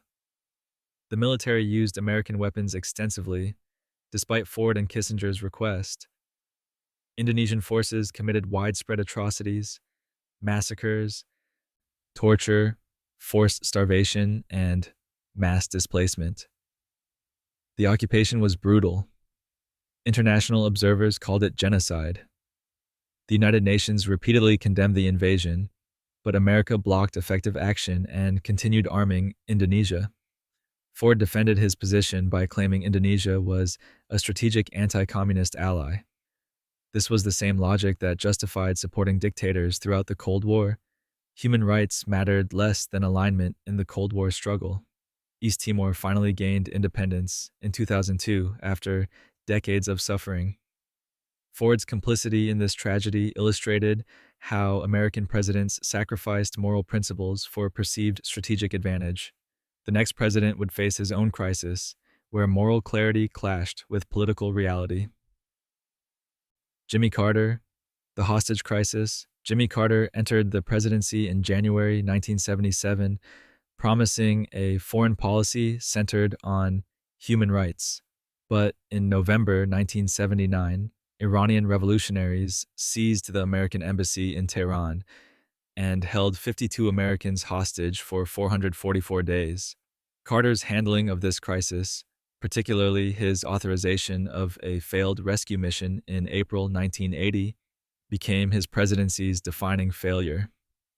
The crisis dominated his final year in office, damaged American prestige, and contributed heavily to his defeat in the 1980 election. His inability to secure the hostages' release made him appear weak and ineffective.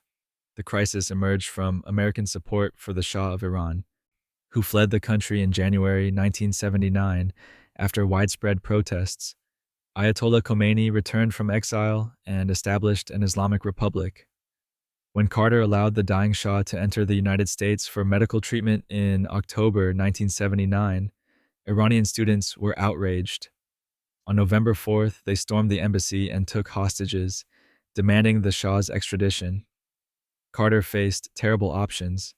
He couldn't surrender the Shah without appearing to cave to terrorism. Military options risked killing hostages. Negotiations went nowhere because Iranian revolutionaries used the crisis to consolidate power domestically. Carter imposed economic sanctions and froze Iranian assets, but these measures didn't force hostage release. In April 1980, Carter authorized a military rescue operation called Operation Eagle Claw. The mission was extraordinarily complex, requiring helicopters to fly from aircraft carriers to a desert staging area, then to Tehran. Multiple helicopters experienced mechanical problems. In the desert, a helicopter collided with a transport plane, killing 8 American servicemen. The mission was aborted. The failure humiliated America and demonstrated military limitations. The hostages remained imprisoned throughout 1980. Television newscasts counted each day of captivity. Carter's approval ratings collapsed. He lost the November election to Ronald Reagan decisively. Cruelly, Iran released the hostages on January 20th, 1981, literally as Reagan was being sworn in, denying Carter any credit. The crisis hadn't been entirely Carter's fault, but his inability to resolve it destroyed his presidency. Reagan would bring a very different governing philosophy, one that would reshape American economics and society. Ronald Reagan, voodoo economics. Ronald Reagan won the presidency in 1980, promising to cut taxes, increase military spending, and balance the budget. These promises were mathematically impossible, as George H.W. Bush noted during the primary campaign by calling Reagan's economic proposals voodoo economics. Reagan's biggest mistake was implementing Reaganomics, massive tax cuts for the wealthy combined with increased military spending. This policy exploded the federal debt, dramatically widened wealth inequality, and failed to deliver the promised economic benefits for working Americans. The national debt nearly tripled during Reagan's presidency, from approximately $900 billion to approximately $2.7 trillion.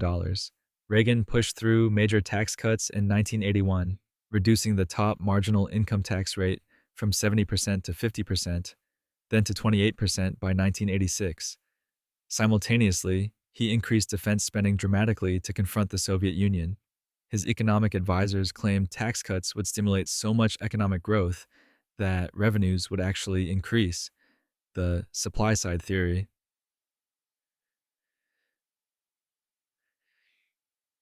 This didn't happen. The deficit exploded. In 1980, the federal deficit was approximately $74 billion. By 1986, it reached approximately $221 billion. Reagan had to raise some taxes to control deficits, but he never reversed the fundamental imbalance between revenue and spending. America transformed from the world's largest creditor nation to the largest debtor nation during his presidency. Wealth inequality increased sharply. The Reagan tax cuts primarily benefited the wealthy. The top 1% saw their incomes grow substantially while middle-class wages stagnated. Reagan also weakened labor unions and reduced social spending. The result was a fundamental shift in wealth distribution. In 1980, the top 1% owned approximately 8% of national wealth. By 1989, they owned approximately 14%. Reagan's defenders claim his policies produced the 1980s economic expansion. But growth rates during the 1980s were comparable to the 1970s and lower than the 1990s. What made Reaganomics distinctive wasn't growth, it was the massive redistribution of wealth upward and the explosion of debt. Reagan left his successor an economy structurally imbalanced and a political culture that treated tax cuts as a solution to every problem. That successor would face his own accountability crisis. George H.W. Bush. Pardoning criminals. George H.W. Bush had been Reagan's vice president and was implicated in the Iran-Contra scandal, in which Reagan administration officials illegally sold weapons to Iran and used the proceeds to fund Contra rebels in Nicaragua. As president, Bush maintained he had been out of the loop regarding illegal activities, but on December 24th, 1992, just weeks before leaving office, after losing to Bill Clinton, Bush pardoned 6 Iran-Contra defendants, including former Defense Secretary Caspar Weinberger. Weinberger was scheduled for trial on charges that might have implicated Bush. This was Bush's worst decision, using presidential pardon power to shield administration officials from accountability and possibly to protect himself. The Iran-Contra scandal had broken in November 1986 when a Lebanese magazine revealed that America had sold weapons to Iran despite an arms embargo. Profits from these sales were illegally diverted to fund Contra rebels fighting Nicaragua's leftist government, despite congressional prohibition. Multiple officials were indicted, including National Security Advisor John Poindexter and Lieutenant Colonel Oliver North. Independent counsel Lawrence Walsh spent 6 years investigating. His probe was nearing Bush when Bush issued the pardons. Weinberger's notes indicated Bush had attended meetings where illegal activities were discussed, contradicting Bush's claims of ignorance. Walsh stated that Bush's pardons completed the cover-up and demonstrated contempt for the rule of law. Bush defended the pardons by claiming the officials were patriots who had been unfairly criminalized for policy disagreements. This was nonsense. They had broken laws by selling weapons to America's enemies and funding militaries after Congress explicitly prohibited it. Bush's real motivation was protecting Republican officials and possibly himself from further investigation. The pardons were deeply cynical.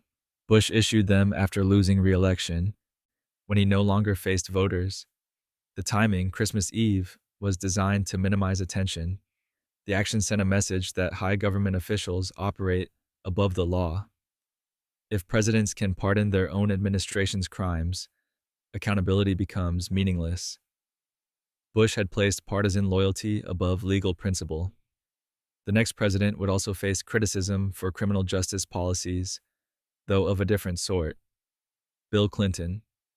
Accelerating mass incarceration, Bill Clinton campaigned as a New Democrat who was tough on crime.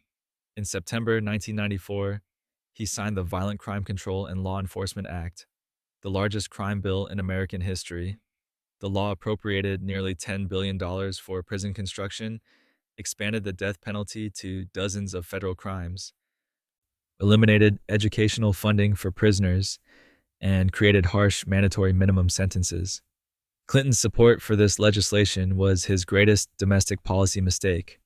The 1994 crime bill accelerated mass incarceration, particularly of Black Americans, and contributed to the prison population reaching over 2 million by the early 2000s. Crime rates had risen during the late 1980s and early 1990s, creating genuine public concern. But crime was already declining when Clinton signed the bill. The legislation reflected political calculations rather than evidence based policy. Clinton wanted to neutralize Republican attacks that Democrats were soft on crime. The bill's most damaging provision was the three strikes clause, mandating life sentences for federal offenders with 3 violent crime convictions. This eliminated judicial discretion and guaranteed extremely long sentences regardless of circumstances. The bill also incentivized states to adopt harsh sentencing through grants available only to states that required offenders to serve at least 85% of their sentences. The racial impact was severe. Black Americans were incarcerated at rates 6 times higher than white Americans, largely due to selective enforcement and sentencing disparities. The prison population grew from approximately 1.3 million in 1994 to approximately 2.2 million by 2008. Hundreds of thousands of nonviolent offenders received long sentences. Families were destroyed. Communities were devastated. Clinton later admitted the bill went too far. In 2015, he acknowledged that the law made the problem worse and that I signed a bill that made the problem worse. But his administration had enthusiastically promoted it at the time. Hillary Clinton had infamously called young black offenders super predators in 1996 while defending the bill. The 1994 crime bill represented bipartisan consensus on harsh punishment, but Clinton's signature made it happen. He prioritized political advantage over justice and evidence. The next president would make even more consequential mistakes in foreign policy. George W. Bush, the Iraq War, George W. Bush's presidency was defined by the September 11th, 2001 terrorist attacks and his response to them. While the Afghanistan invasion had broad support, Bush's biggest mistake was invading Iraq in March 2003 under false pretenses. Bush claimed Iraq possessed weapons of mass destruction and ties to al-Qaeda. Neither claim was true. The invasion killed hundreds of thousands of Iraqis, over 4,000 American soldiers, cost trillions of dollars, and destabilized the entire Middle East. It was the most catastrophic foreign policy decision since Vietnam. Bush had wanted to confront Iraq even before September 11th.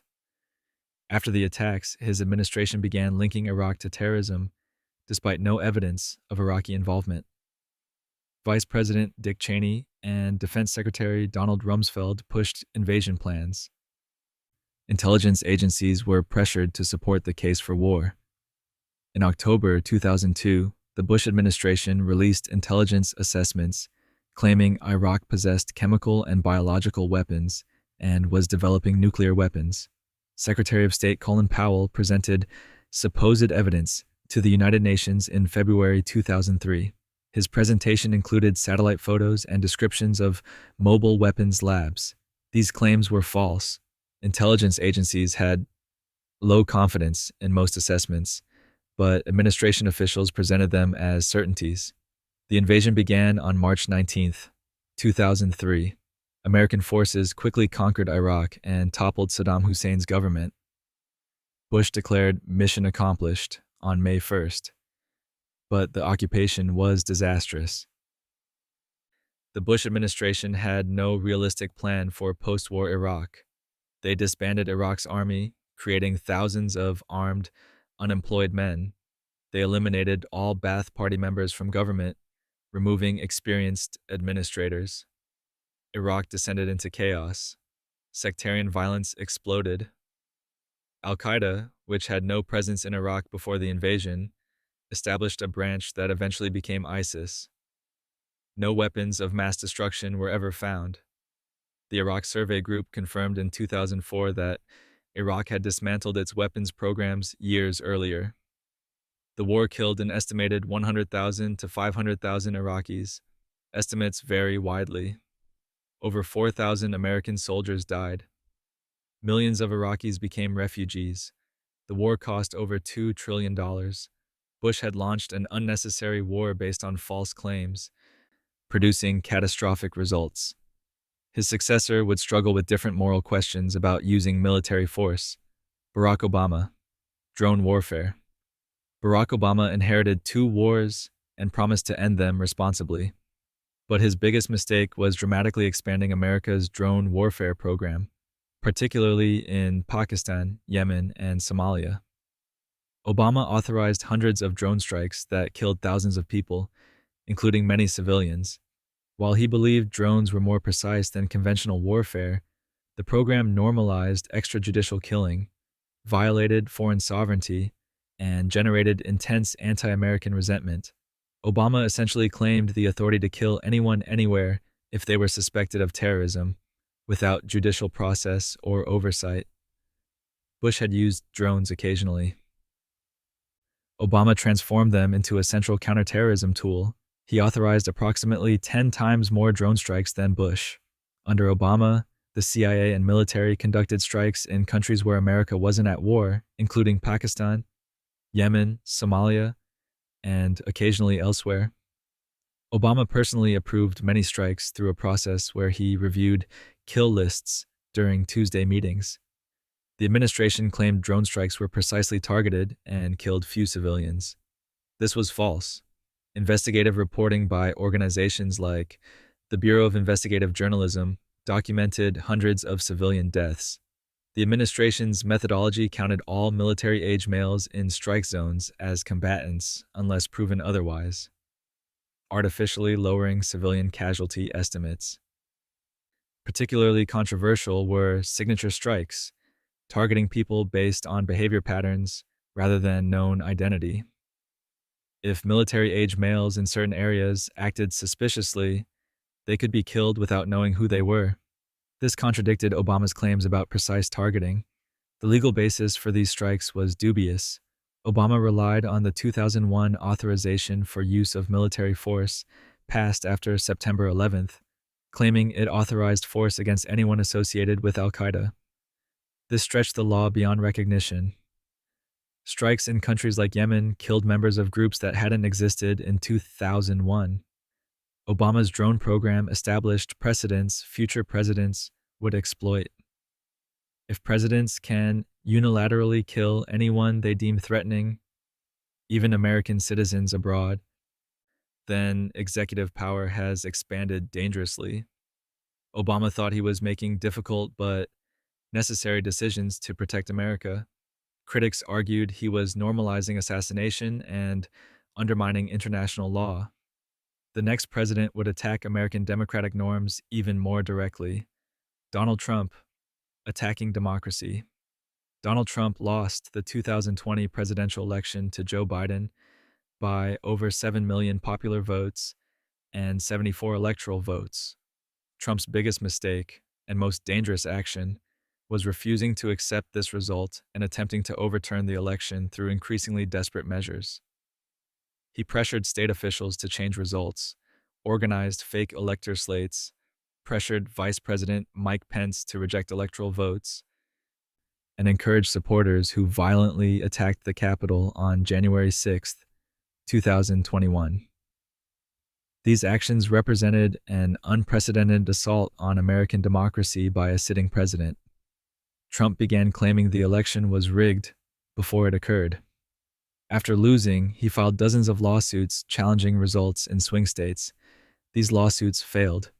Judges, including many Trump appointees, found no evidence of significant fraud. Trump's own Attorney General, William Barr, stated, "There was no fraud that would change the outcome." Recounts confirmed Biden's victories. Election officials from both parties certified results. Trump then pressured state officials directly. He called Georgia's Secretary of State Brad Raffensperger on January 2, 2021, demanding he find 11,780 votes, just enough to flip Georgia. Raffensperger refused. Trump's pressure campaign failed to change any state's results. Trump organized alternate slates of electors in 7 states, claiming to represent the actual results. This was legally meaningless and potentially criminal fraud. On January 6th, as Congress met to certify electoral votes, Trump held a rally near the White House. He told supporters to march to the Capitol and fight like hell, or you're not going to have a country anymore. Thousands did, breaking into the Capitol in a violent riot that left 5 people dead. Trump watched the violence on television for hours without calling for it to stop. He eventually released a video telling rioters, "We love you," while repeating election lies. Congress reconvened that night and certified Biden's victory. Trump left office on January 20th, 2021, but never conceded. Trump's actions threatened the peaceful transfer of power that sustains democracy. His refusal to accept election results and encouragement of violence to prevent power transfer were unprecedented. The next president would face different criticism about federal power. Joe Biden, the vaccine mandate. Joe Biden became president in January 2021 as COVID-19 continued devastating America. In September 2021, frustrated by vaccination resistance, Biden announced that the Department of Labor would issue an emergency rule requiring all employers with over 100 employees to mandate vaccination or weekly testing for workers. This affected approximately 84 million Americans. Biden's mandate was his most controversial domestic decision. The Supreme Court struck it down in January 2022, ruling that OSHA had exceeded its authority. The mandate crystallized opposition to Biden's handling of the pandemic and raised serious questions about federal power limits. Biden announced the mandate on September 9th, 2021, declaring, "Our patience is wearing thin with unvaccinated Americans." He argued that unvaccinated people prolonged the pandemic and endangered others. OSHA issued the emergency temporary standard in November, requiring employers to implement the mandate by January 4th, 2022. Republican state attorneys general and business groups immediately sued, arguing the mandate exceeded federal authority. They claimed OSHA's power to regulate workplace safety didn't extend to mandating medical procedures. 26 states joined lawsuits challenging the rule. Courts issued stays preventing implementation. On January 13th, 2022, the Supreme Court ruled 6-3 that the mandate exceeded OSHA's statutory authority. The majority opinion stated that COVID was a general public health threat, not specifically a workplace hazard. Congress hadn't authorized such sweeping federal power. Justice Gorsuch's concurrence emphasized the major questions doctrine. Agencies can't make decisions of vast economic and political significance without clear congressional authorization. Biden maintained the mandate was necessary to control the pandemic. Critics argued it violated bodily autonomy and federal-state power balance. The mandate's legal failure demonstrated federal power limits. States and individuals could resist even well-intentioned federal health mandates if they exceeded constitutional authority. The controversy illustrated tensions between public health necessity and individual liberty during emergencies. Biden believed the threat justified federal action. The court disagreed. This debate over government power during crises remains unresolved, a question every future president will face when national emergencies test the boundaries between federal authority and individual rights. And that brings us to the present day. 45 presidents, 45 massive mistakes, and somehow we're still here. From internment camps to unnecessary wars, from economic disasters to attacks on democracy itself, every single president has proven that power doesn't equal wisdom, and good intentions don't prevent catastrophic consequences. So, the next time you are stressed about a decision you made today, just remember, at least you didn't start the Great Depression, invade the wrong country, or accidentally get yourself killed by drinking bad water after refusing to wear a coat. Sweet dreams, and be grateful you're not trying to run a country while making decisions that historians will judge for the next 200 years. Sleep tight.